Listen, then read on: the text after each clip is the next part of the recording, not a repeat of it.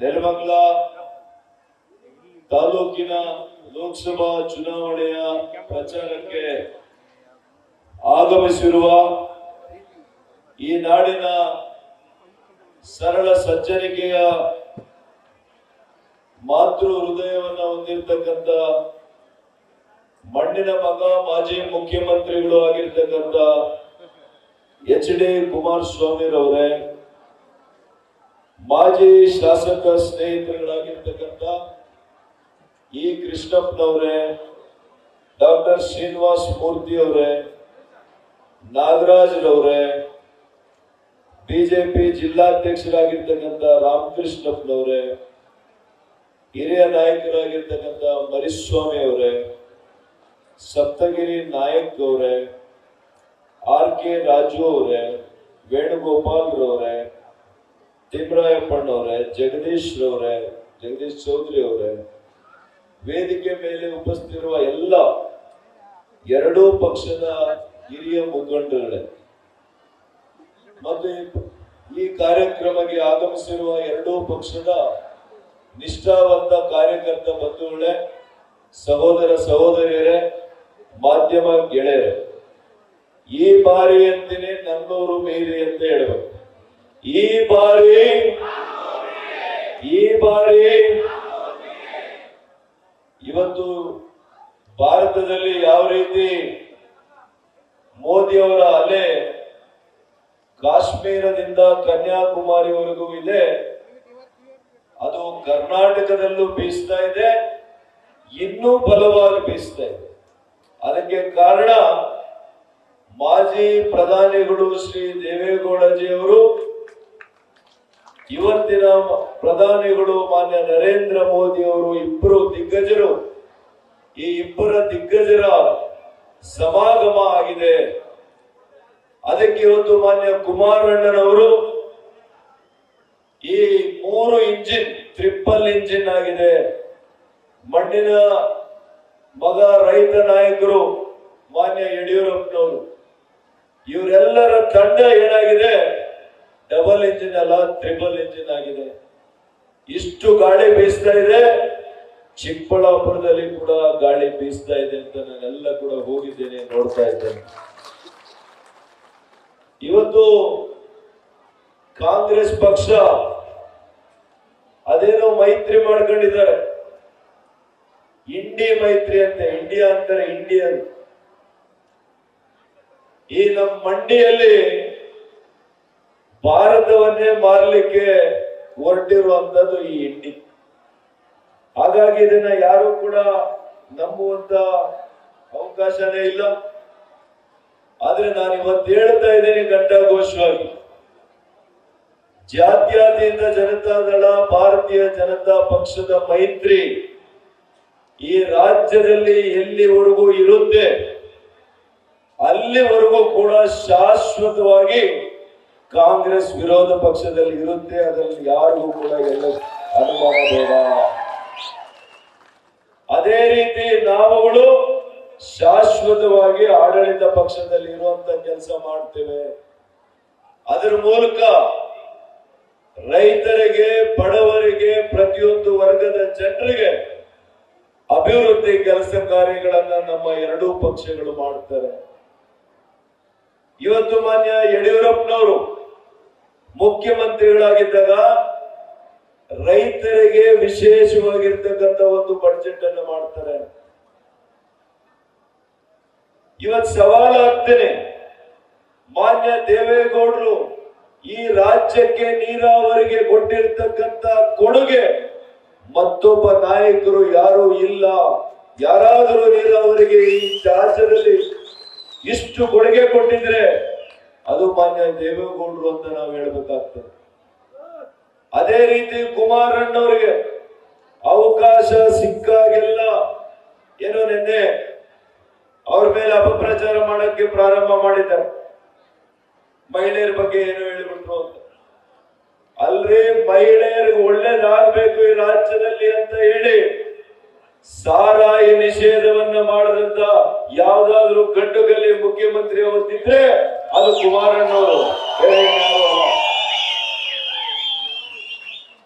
ರೈತರ ದಯವಿಟ್ಟಮ್ಮ ಮತ್ತೆ ದಯವಿಟ್ಟು ಈ ಕಡೆ ಬನ್ನಿ ಪ್ಲೀಸ್, ಈ ಕಡೆ ಬನ್ನಿ, ಬಂದ್ಬಿಡಿ.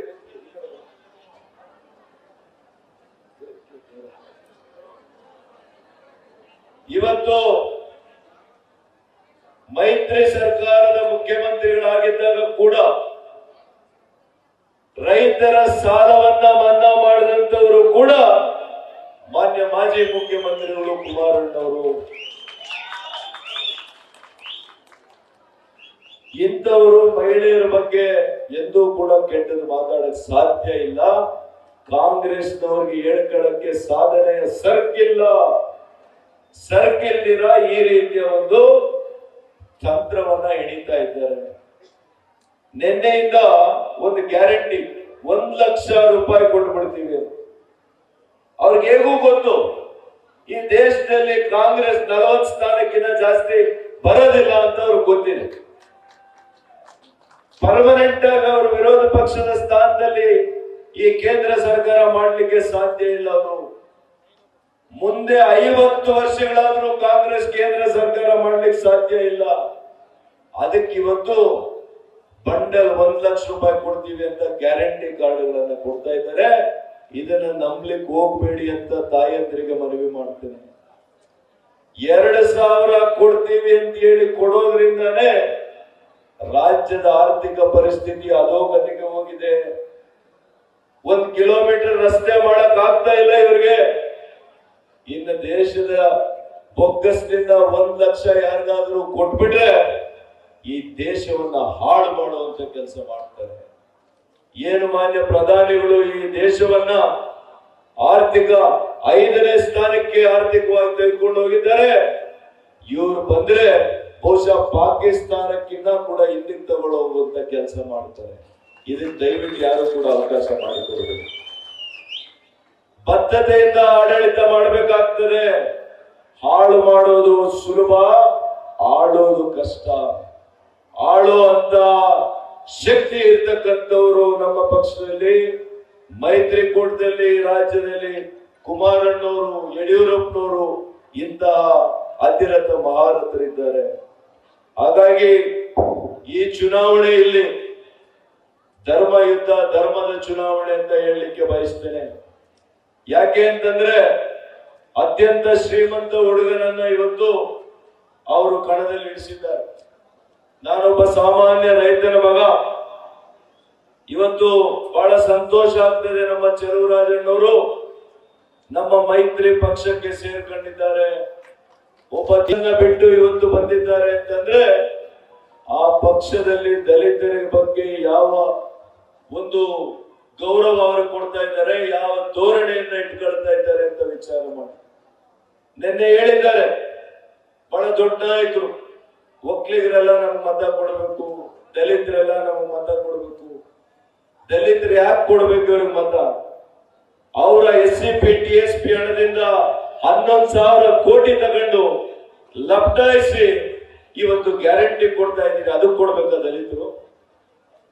ಮಲ್ಲಿಕಾರ್ಜುನ್ ಖರ್ಗೆ ಅವರು ಅತ್ಯಂತ ಹಿರಿಯ ನಾಯಕರು, ಕರ್ನಾಟಕದಿಂದ ಪಾಪ ಡೆಲ್ಲಿ ಕಳಿಸ್ಕೊಟ್ಬಿಟ್ರಲ್ಲ, ಮುಖ್ಯಮಂತ್ರಿಗಳು ಮಾಡಿದೀರಾ, ಅದು ಕೊಡ್ಬೇಕಾ?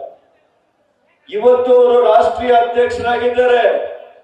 ನಿಮಗೆ ದಲಿತರ ಬಗ್ಗೆ ಗೌರವ ಇದ್ದಿದ್ರೆ ಅವರನ್ನ ಪ್ರಧಾನಮಂತ್ರಿ ಸ್ಥಾನಕ್ಕೆ ನೀವು ಯಾಕೆ ಘೋಷಣೆ ಮಾಡಲಿಲ್ಲ? ಅವ್ರ ವೋಟ್ ಮಾತ್ರ ಬೇಕು ನಿಮಗೆ. ಕಳೆದ 60 ವರ್ಷದಿಂದ ಇದನ್ನೇ ಮಾಡಿದ್ದೀರಿ.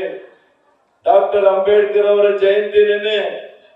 ಡಾಕ್ಟರ್ ಅಂಬೇಡ್ಕರ್ ಅವರಿಗೆ ಜೀವನದಲ್ಲಿ ಯಾರಾದ್ರೂ ಅವರಿಗೆ ಇವತ್ತು ಅನ್ಯಾಯ ಮಾಡಿದ್ರೆ, ಕಿರುಕುಳ ಮಾಡಿದ್ರೆ ಅದು ಕಾಂಗ್ರೆಸ್ ಪಕ್ಷದ ನಾಯಕರು ಅಂತ ನಾನು ಹೇಳಲಿಕ್ಕೆ ಬಯಸ್ತೇನೆ.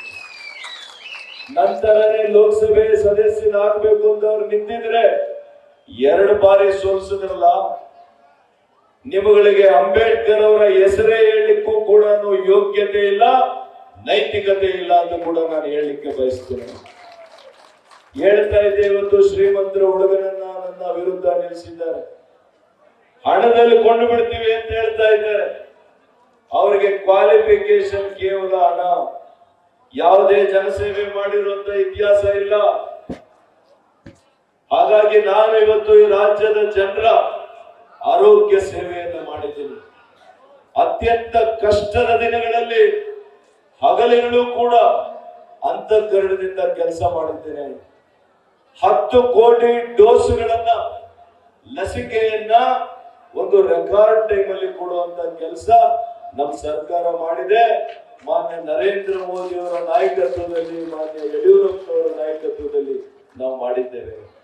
ಹಾಗಾಗಿ ಬಂಧುಗಳೇ, ಇವತ್ತು ಕುಮಾರಣ್ಣವರ ಮಾತು ನಾವು ಕೇಳಬೇಕು. ಯಾಕೆಂದ್ರೆ ನಾನು ಈಗಾಗಲೇ ನೆಲಮಂಗಲದಲ್ಲಿ ಒಂದು ಪ್ರಚಾರ ಸಭೆ ಮಾಡಿದ್ದೇನೆ.